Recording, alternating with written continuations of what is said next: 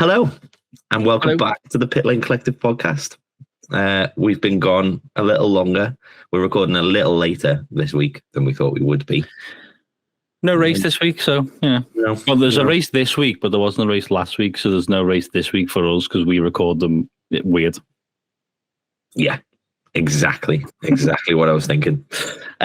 We did say on the last episode that we were going to cover Monaco this week, and we were going to do driver ratings and stuff. I think we're not going to do that now. We've kind of changed our mind on it, but we are going to talk about Monaco a little bit. We're going to have a bit of a chat about Le Mans, and then we're going to do some Canada predictions because I think it's actually it's practice today for Canada, isn't it? We're recording this on Friday. Yeah. But first off, how are things? How have you been? Pretty good. And I was it last episode that I was super ill, or the episode before? A few, hasn't it? We missed one because you were ill. Yeah. I'm back to fighting fitness now. I'm all good. The heat is crippling me, but for isn't it crippling? Anyone who's not listening in the UK, we're experiencing a little bit of a heat wave right now. I mean, unless you're listening somewhere where it's actually hot, i.e., like Florida or Africa or something. But everyone in America pretty much has aircon. We don't in the UK, so we just cook in our little houses. Yep. But I'm all good. How are you? I'm good. I'm, as you can probably hear, having the old seasonal allergies, the old hay fever reaction. So I'll be a little snuffly, but apart from that, can't complain. You will though. I will at every opportunity, and have been for the past week or two. It's been horrible. It's been absolutely horrible. But I'm on some industrial strength, like hay fever medication now, which seems to have taken the edge off it slightly. Giving you superpowers. It has. And one of my superpowers that I've developed from that is data analysis. Oh, what a segue. It's not quite a segue. That's I guess how you do it, ladies and gentlemen. We should probably chat about it a little bit more, but the Monaco Grand Prix is something that we missed because, unfortunately, you were ill and we didn't get to do... Well, sorry, we didn't miss the race, but watch the race. We missed talking about it on the episode, and we were both absolutely gutted because I think it was the best race of the season so far. It's mental because Monaco is usually, for me personally, the worst. The one race that we miss, you're right, it's probably the best. Now, I've got a little note here to just, throw out to you. A lot of people, every time Monaco comes round, and every time people sort of talk about classic circuits, like either remaining on the grid or like being taken off the calendar, Monaco's always one that comes up. And it's always one that comes up as, the cars don't fit in Monaco anymore and we can't really do a race and there's no point in having it. And I flip-flop between agreeing with that and disagreeing with that.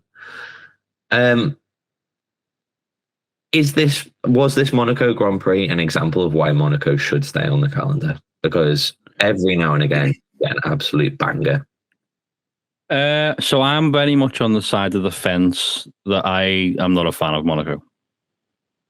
So I obviously haven't been watching Formula One as long as yourself, but I know that obviously the cars have got a lot bigger. Yeah. Over the years, and they're basically tanks now. They're huge. So racing around the super tight streets of Monaco is much more difficult for them, but it's weird because the way I see Monaco is it's less of a race and more of a challenge for the drivers just to get the car around it. Yeah. So that for me is the exciting bit because like for anyone who's played the game or anyone who's driven sims around Monaco, it's tough. Like if you can get through one lap without dinging a wall, fair play to you. Well done. And these guys are doing it for real in the blistering heat, going at 150 mile an hour, whatever the hell they're doing. So that's the exciting bit. The race, not so much. Usually, obviously, you've taken this specific race out of it because this one was quite exciting. Yeah. I think, I'm 100% with you. I think you've got to look at Monaco as a completely different sort of setup and challenge to every other Grand Prix, really. It's all about quali. Yeah. And qualifying, like the session we had this year with like 4 drivers potentially being on pole. You know, you had, I think it was, I can't remember what order they came through in, but Leclerc went on provisional pole, then Ocon went on provisional pole, then Alonso went on provisional pole, and then Verstappen with like the third sector of absolute madness, clipping the wall like twice, went on provisional, went on and took pole. And that is like, that was, for me, that was the most exciting session of the year so far. I think I've ever been as pumped for a sort of F1 session, qualifying or race or whatever this year yet. And then, the race is more of a procession, but it's still, you know, people can still make mistakes. The rain they very rarely do now, but the rain just changes everything. And I think Monaco, it's never going to be an overtake fest ever, but I think that's why it's quite fun, because it's something totally different to the rest of the season. Ocon would never have got a podium like at a normal track where overtaking could happen. Like, so many cars would have been past him. But just the fact that you can put in a quali performance like that and then hold on to it is something pretty special. And I don't know, I think like I like the strategy. I like the tension of Monaco. It's always, you know, I think there's not a lot of overtaking. That doesn't necessarily mean it's a bad race. Often it can be quite processional. Often everyone starts in the same, you know, finishes in the same order. But every couple of years, every few years, you get this like mad race where strategy is all, you know, thrown out the window and everything changes because of rain or a mistake or a safety car or red flag or something. And I don't know. I like Monaco a lot. Do you think if it was anywhere else though that had the same issues, i.e. the race was won and lost essentially in quali, and the race was, as you say, more of a procession, do you think if it was anywhere else that wasn't called Monaco, do you think it'd be dropped a lot quicker? Yeah. It would, wouldn't it? Or it'd be changed. Monaco's there because of the history and stuff as well. But I think that you've just got to reframe the way you look at the weekend, I think. And once you reframe it as Saturday is the big one, and then Sunday is just an extension and sort of bringing those points home. It's it's also it kind of. It leads me on to something that I've seen discussed a little bit, which is that not every race is going to be insane. And that's all right.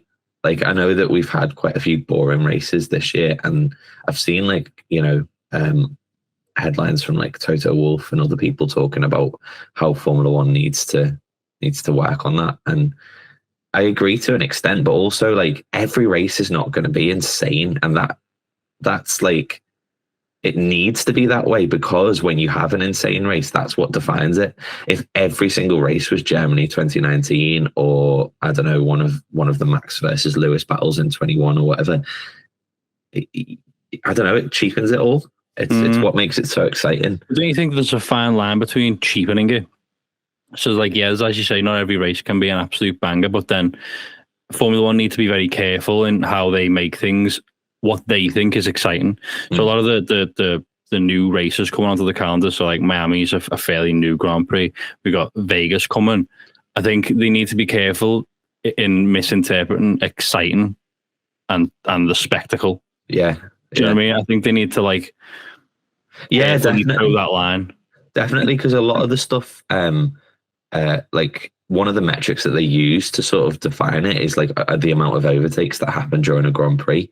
And like there were loads that happened at Spain, but I wasn't particularly like invested in that race. I wouldn't say it was like a classic or anything. It's a difficult one because you can't force races to be exciting. And if you try too hard to do that, it'll just come across as artificial. It's manipulation then, isn't it? Yeah, and then it's not really a sport anymore. It's like you've just got to kind of allow things to unfold and try and set things up if you can, to provide exciting races and, you know, but like I think the variety of it is what you need in a Formula One season, especially one this long. If every single race was, you know, I mean, let's look at it this way. If we saw it happen with Perez, but if Max had dropped the car in qualifying, you'd have seen a completely different Grand Prix to what you did see in Miami, or was it Jeddah, the other one, where he started like really low down and then like halfway through the race he was right up at the front again. You'd have seen something completely different in Monaco if he'd have done that. So there's so much more pressure, even with a dominant car. I mean, you saw it with Perez, in Q1 and finished outside the points and had a horrendous weekend. So yeah, I don't know. It provides some interesting opportunities. I think it does still deserve its place. I think it's just got to be looked at a little differently. So what changes would you make to Monaco if you could? I don't know. I'd probably. I feel like if you could widen the track going into the like coming out of the tunnel into the little chicane, if you could the chicane, if you could widen the track there to allow sort of multiple lines through there, that would probably turn it into a proper overtaking point, because there isn't a way to get past there. It's not. Or completely do away with that. Make it a massive straight and put the RS in it. Yeah, go straight and then get to, what is it? To back the left-hander.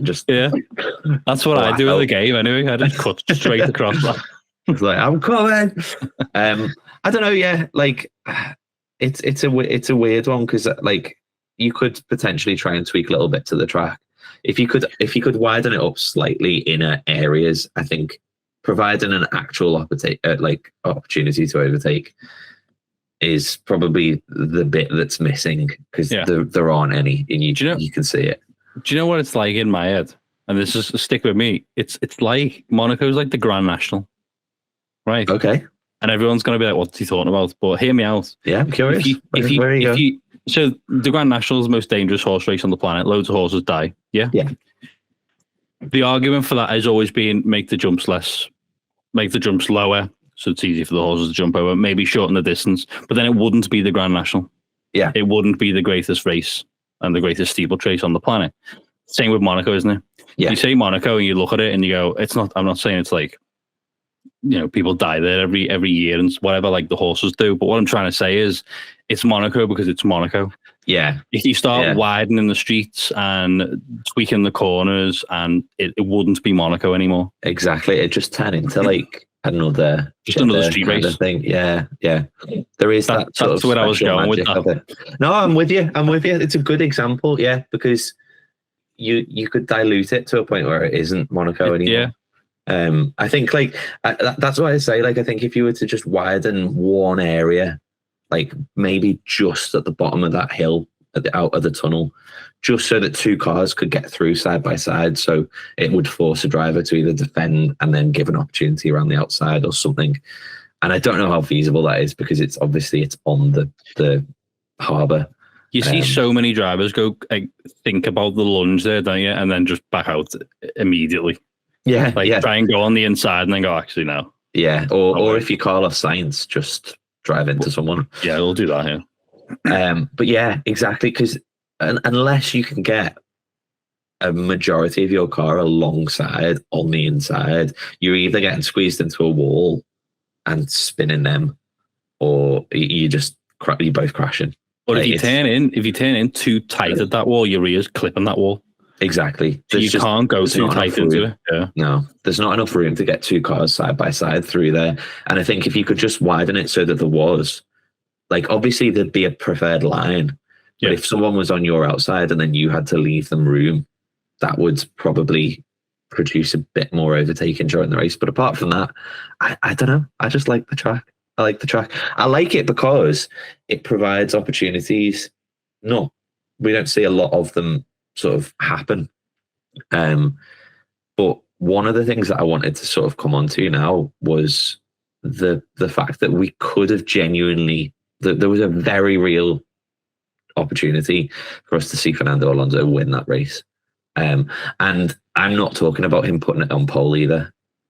He could have done. It was insanely close. I mean, God, we could have seen Ocon win that race, which would have been wild. It was close between them all. But and this is where I put my little data analysis hat on. Oh, yeah. So stay with me on this one. I'm going to put it to you that Aston Martin threw away a chance for a race victory. And I know that they came out, and I know that Alonso came out afterwards and said that it wasn't really on. It wasn't going to happen anyway, when people were asking them. What I'm obviously referring to is when the rain started coming down and Alonso pit for dry tyres and then a lap later pit for intermediates. I thought at the time, I was like, yeah, they wouldn't have won that. You know, even if he'd have pit a lap and instead of going onto a new set of dry tyres, if he'd have gone intermediates, Max still had a bit of a gap. And, you know, yeah, they just, there's a very slim chance, but they wouldn't have done it. And since we said, you know, we'll talk about this, we'll talk about Monaco in this episode, I thought I'd go back and have a look at some of the data and just see exactly how close it could have been and whether there was an opportunity there. Is this a new section, Alex's analysis? It could be. It could be. And maybe we need like a musical jingle for it. And I'd probably say that this is probably the only one because I am not a data analyst at all. I'm shit with maths. I can't, like, you know, even just trying to work out how to add up times was throwing me. So I need to use the fingers a lot. But what I did was I looked at the laps that Alonso pitted and then Verstappen pitted. And I looked at the lap times and I went through them. So just the running order of what happened. On lap 53, the rain had started coming down, but it was only around the hairpin. And the teams weren't sure whether it was going to get worse or whether it was going to stay, you know, localized to that spot. And it was, you know, it was coming down. Alonso was on hard tyres. Verstappen was on medium tyres. Neither of them had pit. And there was a 13-second gap between them. Verstappen off in the lead. On lap 54, Aston Martin brought Alonso in and they put a new set of medium tyres on. I think their reason being they thought that was the chance to get their pit stop out of the way, and they assumed that everyone would stay on dries. So they thought that Max would have to put dries on and maybe they'd be able to jump in that way. Verstappen stayed out. Lap 54. On lap 55, the rain was coming down a lot worse. So Verstappen pit and put intermediates on, and then Alonso pit again and put intermediates on. That's the kind of running order. And when they came out, that 13-second gap had opened up to 20-something seconds. I can't remember the exact amount. But so obviously, you know, there was a 13-second gap when Alonso pit the first time, and they were basically saying, did Max cruise around a little bit? And, you know, exactly, could he have jumped him? Could he not? On lap 54, so the lap Alonso pit for mediums, Hamilton pit for intermediates. So he essentially did what we're saying Alonso could have done. And now I've got the lap times. So on lap 53, Verstappen and Alonso were doing a 129, sort of 130. They were within a second of each other. On lap 54, Verstappen did a 138 and Alonso came into the pits and did a 150. And on lap 55, obviously Verstappen and Alonso both came in. But on lap 55, Hamilton, on his intermediate tyres that he'd put on the previous lap, did a 139.6 compared with Verstappen's 2-minute 10 and Alonso's 2-minute 6. So what I did, I went through and I went, right, okay, let's just pretend that Alonso switched to intermediate tyres on lap 54. And then let's just take his Hamilton's lap time from lap 55 and just apply that to Alonso and say he could have done something similar. Obviously, Hamilton was a little bit further back, but, you know. So the total sort of time of those 3 laps for Verstappen is 5 minutes and 19 seconds. The total time it took Alonso in the actual race was 5 minutes and 27. So he came out with a 22-second gap. If Alonso had put the intermediate tyres on when he stopped for mediums, and if he'd have then done Hamilton's lap time that Hamilton did the following lap on those inters, he could have the total time would have been 5 minutes flat. So Alonso could have gained about 19 seconds on Max if he'd have pit. And there was a 13-second gap if he'd have pit and gone on inters. So he would have jumped Max. Would have come out ahead. Yeah. Now, it's very easy to look at it with hindsight. There's a couple of things that you can play devil's advocate with. One is that Max probably took it quite easy on his in-lap to the pits because Alonso had already pit. He knew he was out of contention because he knew he was on dries. And maybe he could have pushed a little bit more, but I think he did hit the wall on his way in. So, the conditions, maybe he couldn't have gone much quicker. In Aston Martin's defense, nobody behind Alonso had pit for the intermediates at the point when Alonso came in. So if they'd have come in and put inters on and everyone else had stayed out, and then it had turned out it was the wrong choice, it's a big loss, and he could have been jumped by a lot of cars. He'd have been well off the podium. I think he'd have been behind both Ferraris, unless he could somehow make inters last on a track. Which, if there's one track you can do that on, it's Monaco. And then I guess the reference point for Aston was that Stroll had come in a few laps earlier and put inters on, and then just ping-ponged off every single barrier before retiring. So there was no way to sort of get any lap time from him. The only person I found that Aston could have used for a reference, and I could be wrong on this, but I think I'm right, was Alex Albon. So he was a lap down to everyone else, but I think Williams brought him in on lap 53. So that's the lap before Alonso put mediums on. And he was 2 seconds faster than Verstappen on lap 54, which was the lap that Alonso pitted. So whether they could have seen his sectors maybe and gone, oh, actually, there's some speed in that. Yeah. Go inters. I'm not sure. It was all very, very tightly compressed. But yeah, the data says, I mean, providing I've interpreted it all right, the data says that Alonso could have won that race. I'm impressed. I got through that. I'm very impressed. It wasn't the easiest thing for me to try and work out. But yeah, they, for everyone sort of saying, no, it wasn't on, he could have potentially come out with 5-6 second gap to Verstappen. Yeah. Had he put inters on. Would have been a bold call. But I think Aston thought they were making a bold call. Staying on the dries. Yeah, they just called it the wrong way. It's easy to say with hindsight. I was a bit shocked to see him go on dries, but it could have been, if the rain had stayed local, it could have been the right call. It's hindsight. But yeah, he could have won that race, which would have been insane. I'd love for you to do this kind of thing whenever Ferrari fucks something up strategy-wise. Well, every race. Yeah. Because they did. They could have won by 4 minutes. Yeah. Well, Ferrari stayed out on the dries. They essentially did what Alonso did without pitting for new dry tyres, so they lost places as well.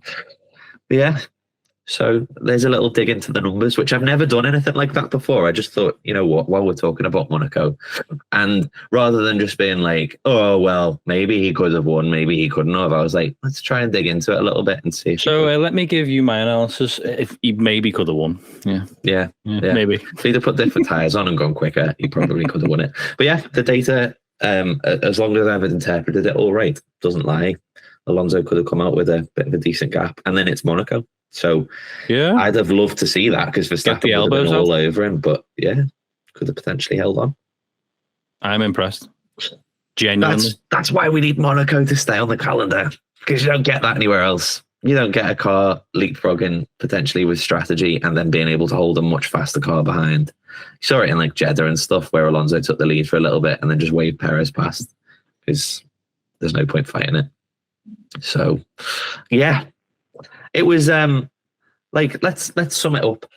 How, like, out of 10, we've done this a few times with previous races, so we might as well rate the Grand Prix as a whole. Out of 10, how would you have rated Monaco? And I'll give you a second to think, because I would have rated it. I'd rate it an 8, which I feel like is quite high, but I was engaged all the way through it. Yeah, it had a bit of craziness. I would go one higher. Wow. Oh, okay. You got 9. And only because usually I am Monaco's biggest critic. Yeah. So, and as you say, I couldn't take my eyes off it. And usually, after a few laps, I'm like this. Yeah. Just looking. And yeah, I couldn't take my eyes off it, not for a single lap. To be fair, most of the weekend. I was going to say, was the same. Exactly the same. Yeah. So just for the entertainment value and my surprise to how good the race was, yeah, I think I would go for a 9. Nice. There you go. We love you, Monaco. Yeah. Hopefully you stay on the calendar for a bit. I think if we've got to endure, a few dull races, it makes when something happens, it makes it pretty special. So yeah. Here. Nice. In other news, moving away from the world of Formula One, which this podcast is very much, ingrained in. Yeah. You've watched something a bit different, haven't you? Was it over the weekend? I did, yeah. I didn't watch it all, but I tried to tune into the 24 hours of Le Mans. How did you find that?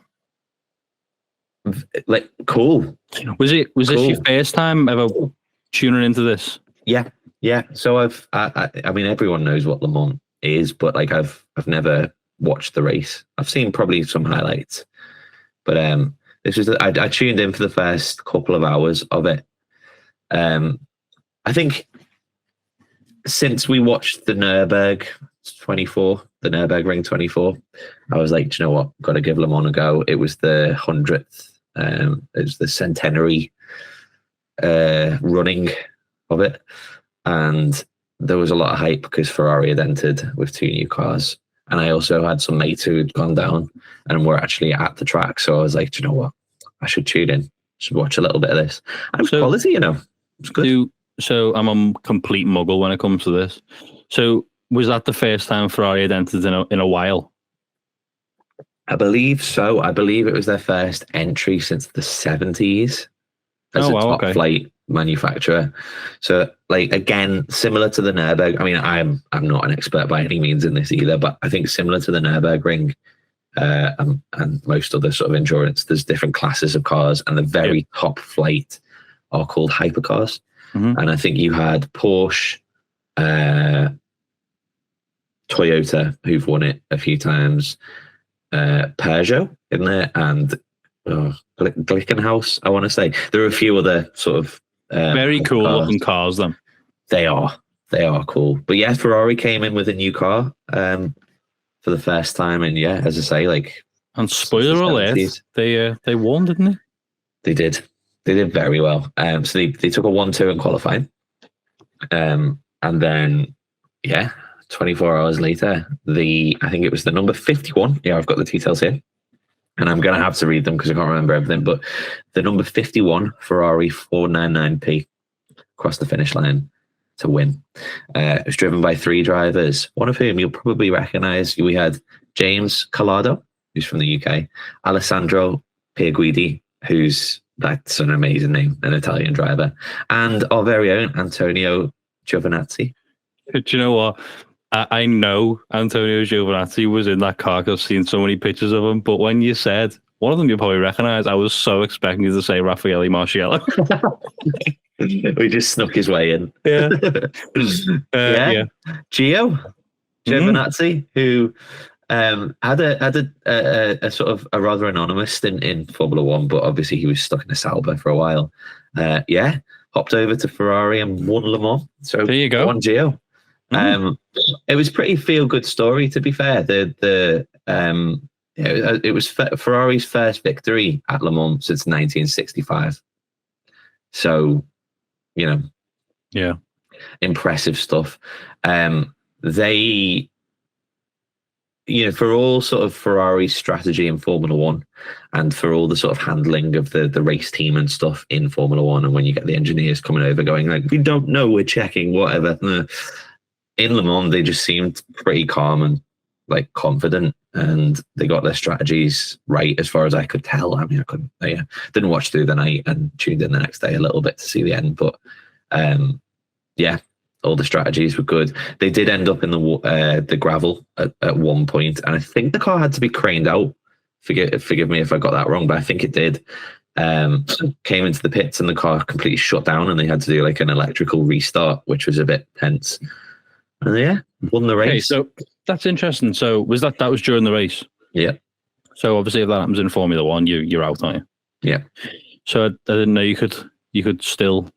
So for instance, even if they were in like a big smash, could they theoretically just try and fix the car as fast as they can and slow it in for the last couple of hours? Or yeah, so I think with like endurance racing, and especially like what I saw in Le Mans, if your car can make it back to the pits under its own steam, probably in a cloud of steam, you can then fix it up. I forget his name, but there was a gold Porsche, I think it was, who was leading the race.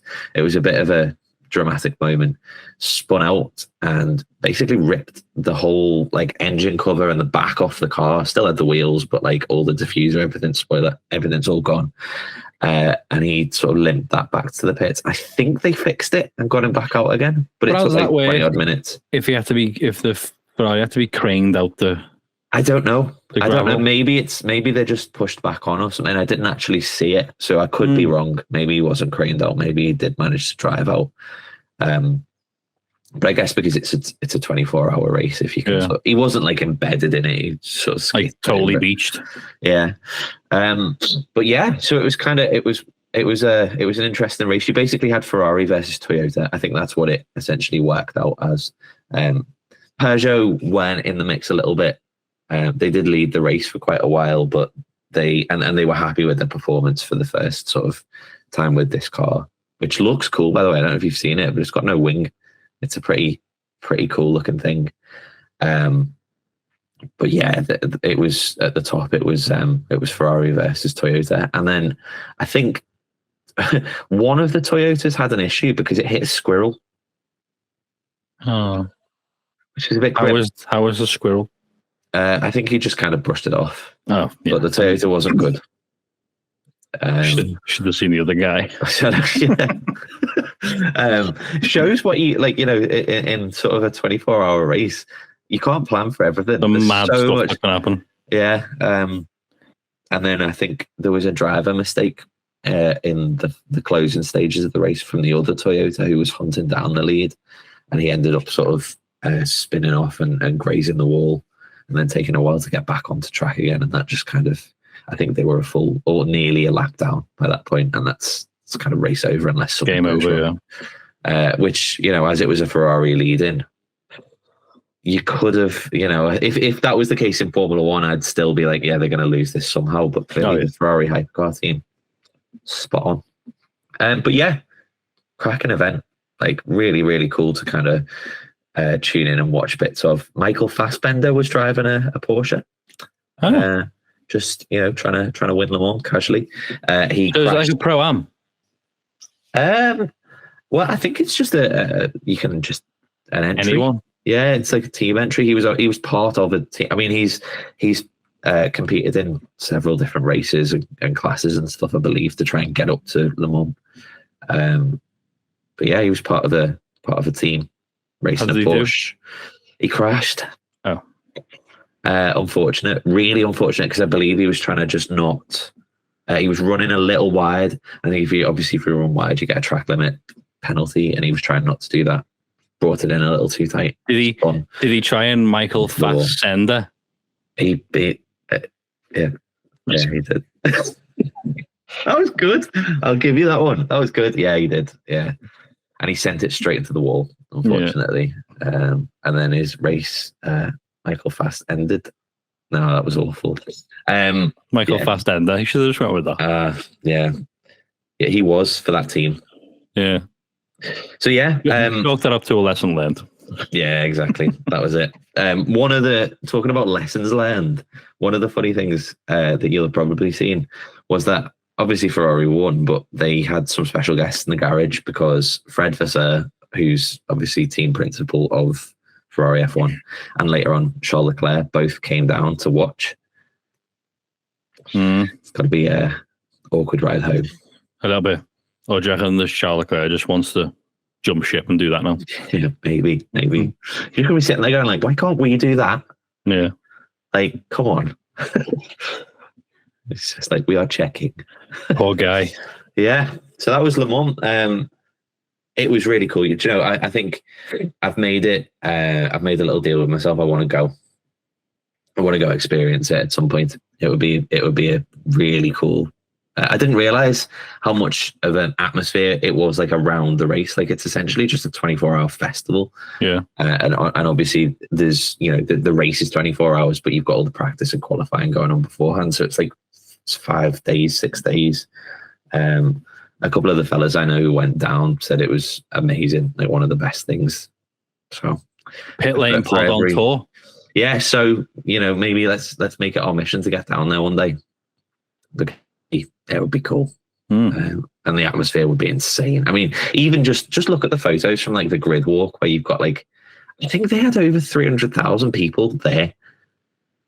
Yeah, it's like, I don't know. So amazing event, and congrats to Ferrari for winning a thing, because something, yeah.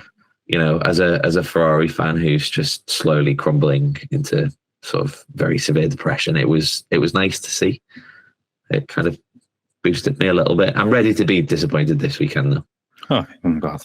But yeah, that's our I wonder if we'll see Max in the next few years.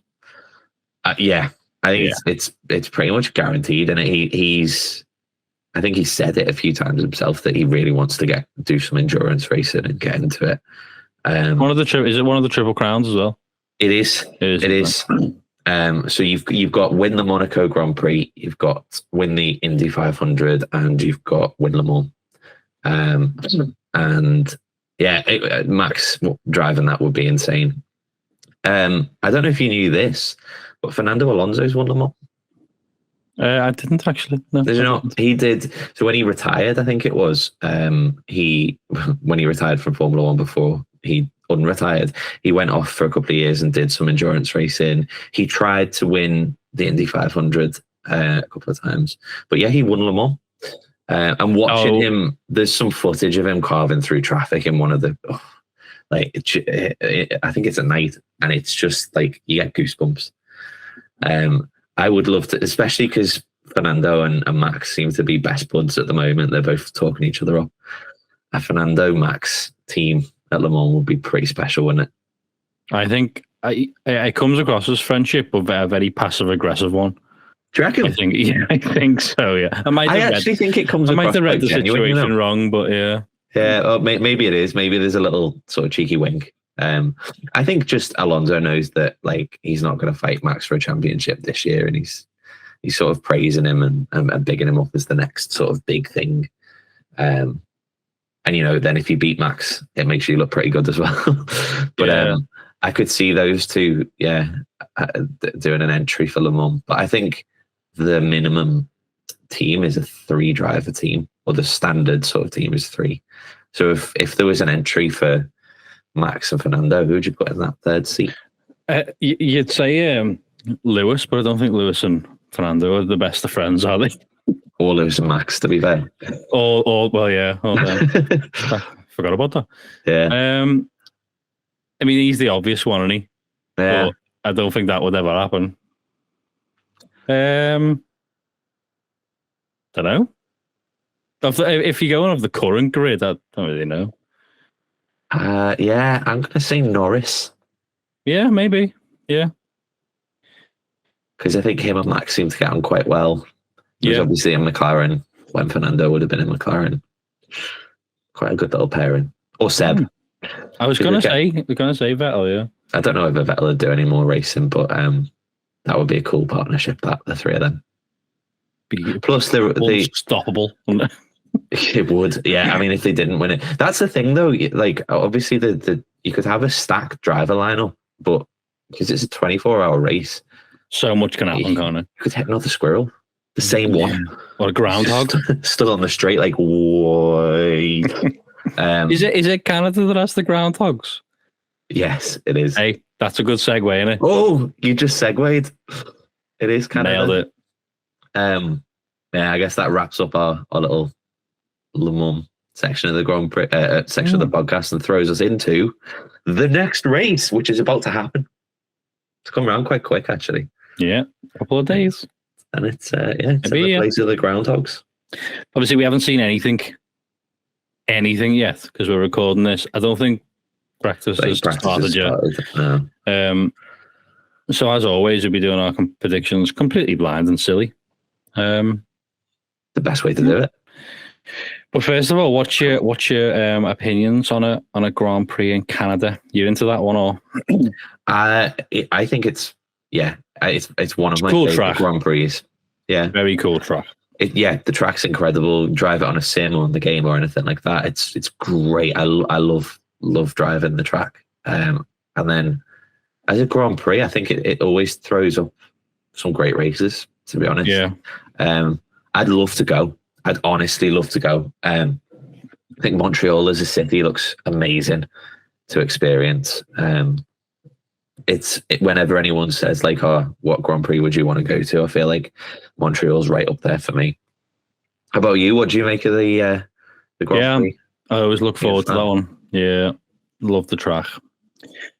Yeah, it's quite cool because it's classed as a street circuit, but it's essentially like through a park, isn't it?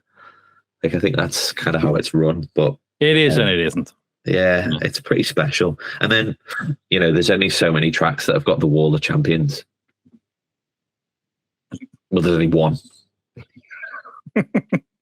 Well, there is only so many. Yeah, literally. I don't know. Even the wording of that Wall of Champions, little goosebumps. No, it's a cool track. It's a cool track, and I'm excited for the race this year. Hopefully, it gives us a good one because I think, with the exception of Monaco, the races this year have been a bit flat so far. Yeah, I was actually going to ask you about that. Because we've had the season, obviously, of Red Bull dominance. We've said it a million times. I don't know if it was a comment on one of our videos on TikTok when we put up again about some other series. I can't remember which one it was. I've seen it somewhere. Basically, someone suggesting that is Formula One its own worst enemy, being a constructor series, essentially. And would it be more entertaining from like a race spectacle if everyone essentially had the same car? Because obviously when you get a season like this where Red Bull absolutely nail it, it's a season of Red Bull are going to win every single race. But obviously, if it wasn't that, and it was purely down to the. By the way, I'm not saying Max is just winning because he's in the best car.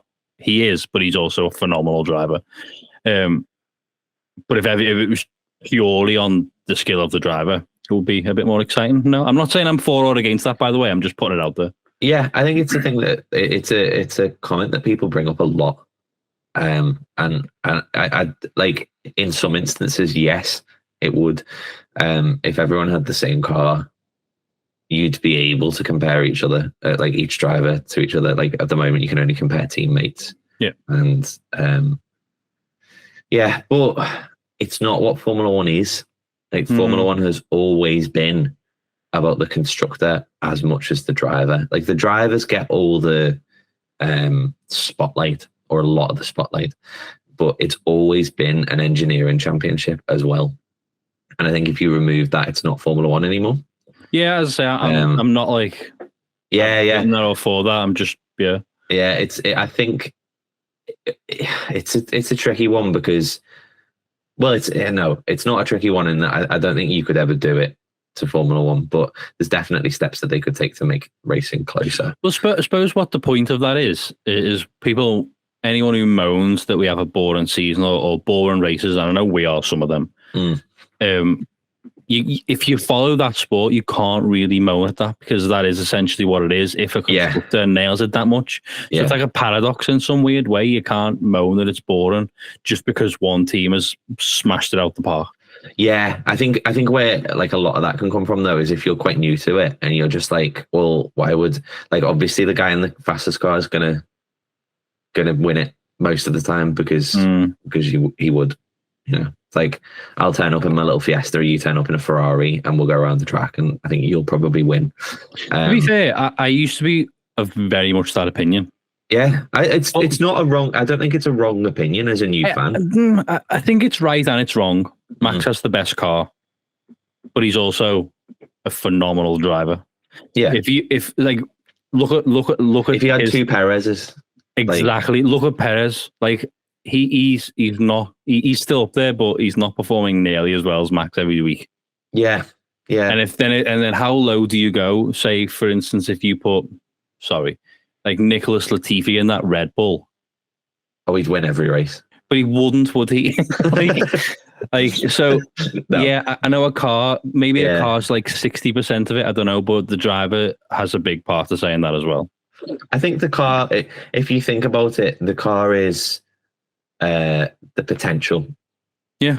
And then as a driver, you push as close to the top of that potential. It's your job to get as close to the top of that potential as possible. And some cars have lower potential than others. So I think if you put Max in a McLaren this year, he's not winning any races.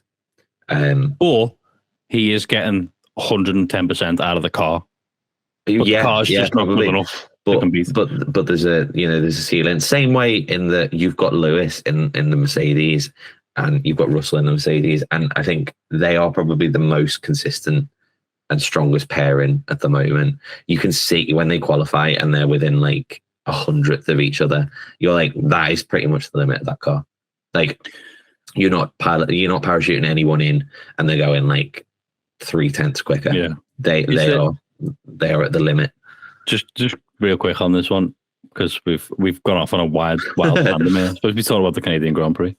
Is there anyone else on the current grid that you would, if you put in the Red Bull next to Verstappen, they'd outperform him?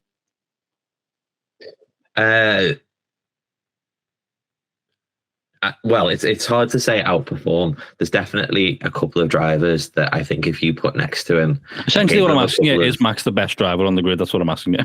He is one of, if not the best. Yeah, I think if you put Lewis in the Red Bull next to Max, that would be an insane fight. The obvious ones are Lewis and Alonso, aren't they? Yeah. I think they're the two that I would probably put. I think they'd give him a run for his money. And then every other team might as well just call it a day. Yeah. I don't know. I think you've got people who've got insane pace. Like you could put Leclerc in, and I think he'd probably outqualify Max, but he's inconsistent in his races, and I don't think his racecraft is as good yet. And it pains. I'm a massive Leclerc fan, but I just don't think he's quite reached that level yet. And you've got people who are quite untested, like Russell. I'd say Russell's reasonably untested in Formula One, because as soon as he ended up in Mercedes, finally, Mercedes fell off a cliff and they're only starting to climb back up. Same with Norris. He keeps getting near the top of McLaren, and then they drop, and then he pulls some performances out of that car, but you can't work miracles. So I think there's a handful of drivers that would give Max a better fight than Perez, if that's what we're saying. I don't think you could say anyone would outperform him. He is one of the top on the grid. I'd say he's definitely. You can't argue with it. Looking at his performances back over the years, even in Toro Rosso, and when he first stepped up to Red Bull, you can see his learning curve, and you can see him sort of taking things on and improving. But yeah, he is one of the top drivers. But it's a tough one as a new fan, because you just look at it and you go, well, Max is going to win everything, and what's the point? I get it, because when I came into the sport, that was Lewis. Yeah, exactly. Well, at the tail end of it, really, but still. When I started watching it was Vettel, and it's a funny one, because that always happens. There is always sort of errors of dominance, like punctuated by little kind of mad one-offs, or seasons like we had in 21 or even 2016 with Rosberg or things like that. But there will be stretches of dominance. But yeah, as a new fan, you're not considering the engineering side, I think is what I'm trying to say. As a new fan, or probably as a new fan, I don't want to paint everyone with the same brush. You're looking at it and you're going, the driver wins the race, and you're just thinking about the drivers, and the cars are essentially trainers that sprinters put on. to run the 100 meters, and you're not actually thinking that car is a result of a massive team of people working in a factory and also a team in a garage who are also part of the competition. I can absolutely attest to what you're saying. So when we birthed the idea of this podcast, it was new fan and more an older fan. Yeah. I everything you're saying is, from my perspective of when I was a relatively new fan, is completely right. Yeah. What the only advice I would give to anyone, and you touched on it there, who's just coming into the sport and thinks like I do, the fastest car wins the race. It's like, what's the point in watching this? Is switch your focus to it being like a team sport. Yeah. Rather than the one man sport. It's not the 100-meter dash. It's not these single person, it's all on you sport. It's a team sport, isn't it? So you're like the first people any of the drivers thank when they win a race is the team, or the people who build the car, or the engineers, or whoever. There's like a team of 1,000 people who goes into making these cars, and it's essentially Red Bull winning, not really Max, but it is. Yeah, that's the way I've sort of switched. It's a team game. Yeah, there's these teams who are working away over the winters, competing against each other to try and create the best car to then go out and win races. Yeah, it is. It's a team sport, and it's just not really necessarily marketed as one massively. It's obviously people focus on the drivers because you can't put a face to the team as much. I don't think it is at all. I think that is part of the struggle of new fans, and I think things like Drive to Survive don't help either, because they very much push the narrative of it's one versus one, and it's maybe a bit of a toxic narrative to put on, but that's where we are with that. Yeah. I think it's just, I think as over time, as you become more of a fan, you start to dig into it a little bit more. You start to realize, what's going on behind the scenes in order to get these guys up on the podium and winning races and championships. But yeah. And that was this week's TED Talk. Yeah. Canada. Anyway, Canada. Who's going to win? We were talking about doing predictions, weren't we? We were going to pull out some predictions. I've done some as well. Who have you put in first? Well, Verstappen. So have I. Yeah, I've gone Verstappen. And what's your reason behind that? Do we need to say why? Do we really need to say why? He's got an amazing team. He's got an amazing team behind him. Who built him the best car. No, he's going to be up there. I don't see anyone. I will say actually, peril. Yeah. I will say that maybe it'll be closer because Red Bull didn't look as strong in Canada last year. Sainz was hounding him, I think, through the whole race. So maybe it'll be closer. Point, I have put Perez in second. Oh, have you? Oh, okay. Yeah, I have not. Go on. I've put Fernando Alonso in second. Okay. So we're going to have a bit of a conversation here. Yeah.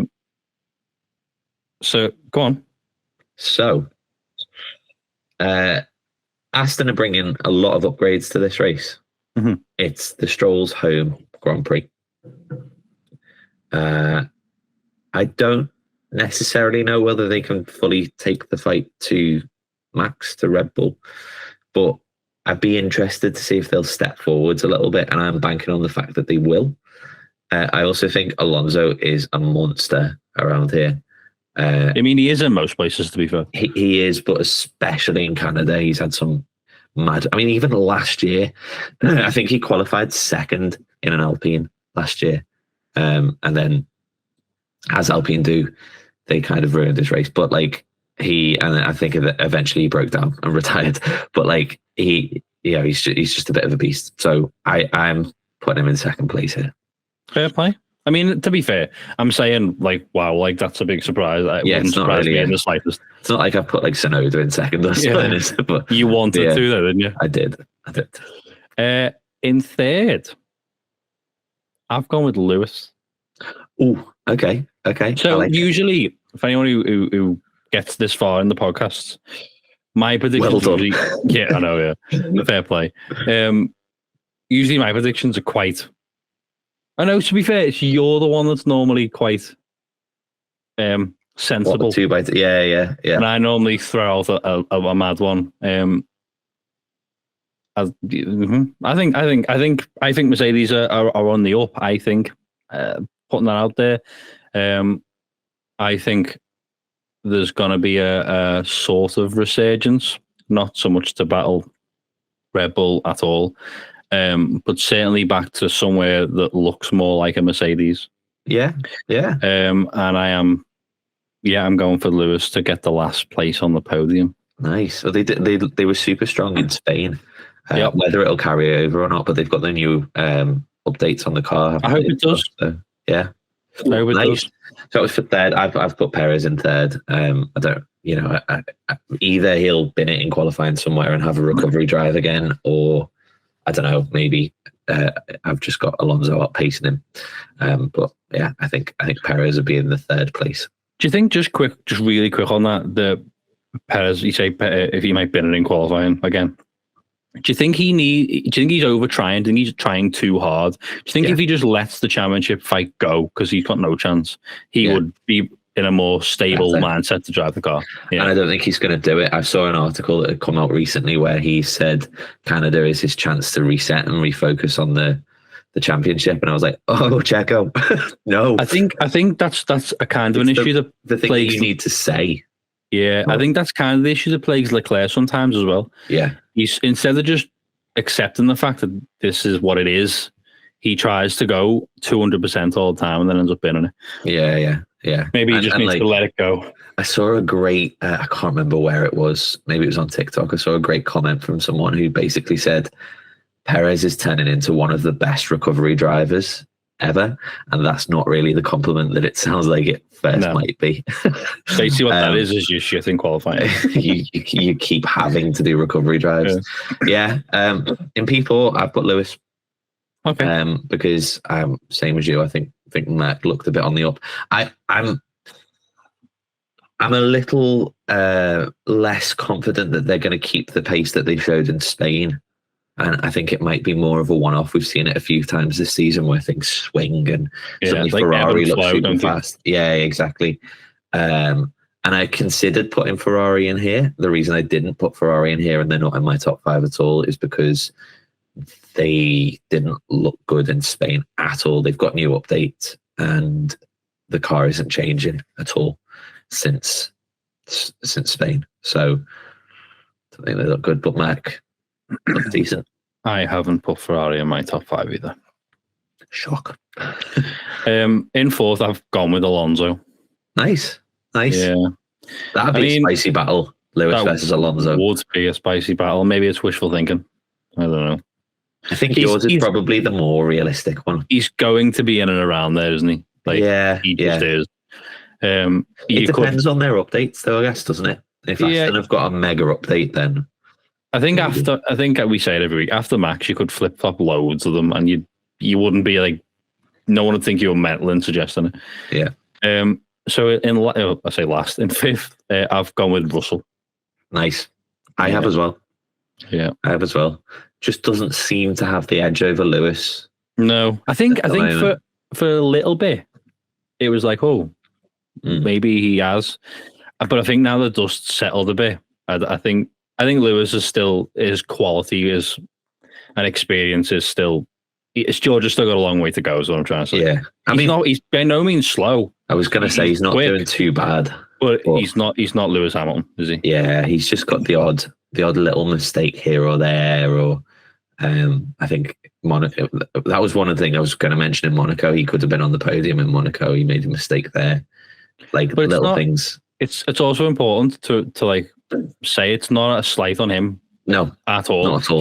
He should be like not in Lewis Hamilton's shadow, but he should be. That's the end game, isn't it, for a lot of drivers? Like Hamilton's at the top. He's one of the most experienced drivers on the grid. It's not like a slight on you to say you're not quite him yet.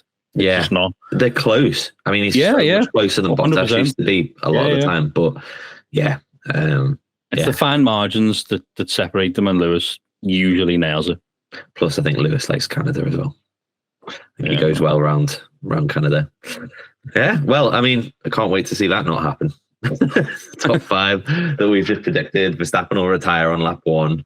Tsunoda will win the race, and Piastri will come second. So, do you know what? It's funny you should say that, because as races go on, I am really worried that Max is due something. He's due something to happen, because what are the odds of him going through every single race this season just almost unscathed? I know we had that recovery drive that he came back from, but that aside, what's kind of mad is that because the car is so quick, they're not having to push it. Once he's got a gap, then they're just turning everything down and cruising around. So it's like he's not even taking it out of the. Well, to be fair, he's not though. He's getting told to, but he's not. Well, yeah, he's going over track limits. But I don't know, things like you look at Monaco. Like when I was reviewing that, like he went further than Alonso on a softer set of tires and pulled out a 13-second gap in Monaco. He absolutely nailed the strategy. He's just in that race, but he's just cruising. So reliability wise, I think they've probably got less to worry about. Maybe not. There are still gremlins that'll pop up, but I don't know. Like honestly, back at the start of the season, I thought that we were going to see Max and Perez come together. That was the big. I was like, there'll be Perez a Red Bull catch him first. I know. Like considering it, we've seen them battle each other once or twice. Yeah, maybe in Miami. Was it? I can't think of any other battle. Off the top of my head, no, I can't think of one, which is kind of mad. So who knows? Maybe we're due a Red Bull crash, and then it'd be interesting to see who could pick up the piece. I don't want to see that. No, even though I'm a Red Bull fan, I want them to win every race, just to say they've done it. Yeah, they will. This is their best opportunity in it. So, and I think I'll be very shocked if it's not a Red Bull win in Canada. It's going to take a lot. Or maybe it isn't. Maybe, as Lawrence Stroll's come out and said, maybe the Aston Martin updates are that good that both Astons will be on the podium. Maybe it'll be a 1-2. Or maybe he's had a bit too much sherry. Yeah, quite possibly. Well, as I said, you gotta admire the confidence of the man. So, although, it's in fairness, if he'd have come out in the winter and gone like, "Yeah, we'll be fighting for podiums," everyone would have been like, "Sure, you will, Lawrence. Yeah. Sure." And then he did. So, fair play. You heard it here first. Aston Martin 1-2. Breaking news. Is that a pod? I guess that's a pod. We've kind of worked our way through stuff. That was, considering we said at the start of this, let's try and keep it snappy. We didn't, but we go off on too many. We go off on too many tangents. Yeah, we do. We get a little bit lost. But guys, let us know if you've enjoyed this one. Please give it a little share if you have enjoyed it or anything. If you're still with us, which if you're still with us, props. I was actually thinking the other day, I'm gonna at the very start of the video, I'm gonna say just please like the video because you won't want to at the end. And now we've got all the way to the end. So do it now. God damn. Thanks for listening, and we'll be back next week with all our little reactions from the Canadian Grand Prix, where we'll be blown away that Aston have got a 1-2. Where hopefully it's a belter. It should be. See you then. See you later. Ciao.